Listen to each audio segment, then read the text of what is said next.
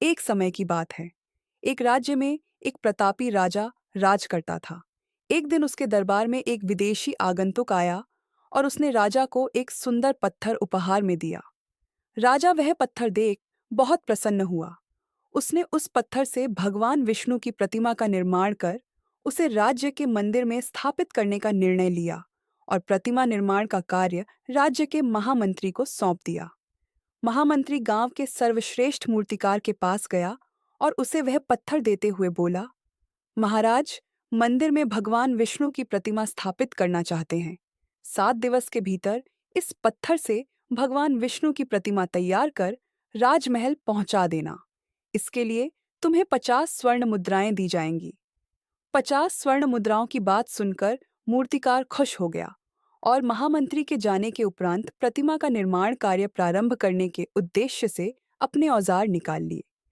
अपने औजारों में से उसने एक हथौड़ा लिया और पत्थर तोड़ने के लिए उस पर हथौड़े से वार करने लगा, किंतु पत्थर जस का तस रहा।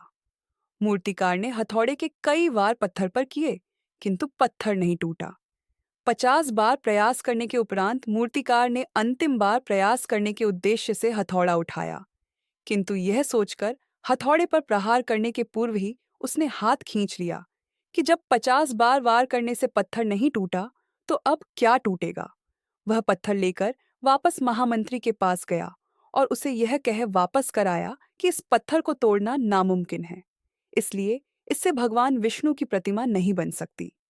महामंत्री को राजा का आदेश हर स्थिति में पूर्ण करना था, इसलिए उसने भगवान विष्णु की प्रतिमा निर्मित करने का कार्य गांव के एक साधारण से मूर्तिकार को सौंप दिया। पत्थर लेकर मूर्तिकार ने महामंत्री के सामने ही उस पर हथौड़े से प्रहार किया और वह पत्थर एक बार में ही टूट गया। पत्थर टूटने के बाद मूर्तिकार प्रतिमा बनाने में जुट गया।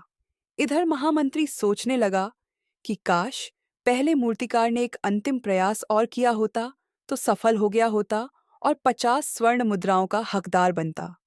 सीख मित्रों, हम भी अपने जीवन में ऐसी परिस्थितियों से दो चार होते रहते हैं। कई बार किसी कार्य को करने के पूर्व या किसी समस्या के सामने आने पर उसका निराकरण करने के पूर्व ही हमारा आत्मविश्वास डगमगा जाता है और हम प्रयास किए बिना ही हार मान लेते हैं। कई बार हम एक दो प्रयास में असफलता मिलने पर आगे प्रयास करना छोड़ देते हैं, जबकि हो सकता है कि कुछ प्रयास और करने पर कार्य पूर्ण हो जाता या समस्या का समाधान हो जाता। यदि जीवन में सफलता प्राप्त करनी है तो बार बार असफल होने पर भी तब तक प्रयास करना नहीं छोड़ना चाहिए जब तक सफलता नहीं मिल जाती। क्या पता जिस प्रयास को करने के पूर्व हम हाथ खींच लें वही हमारा अंतिम प्रयास हो और उसमें हमें कामयाबी प्राप्त हो जाए।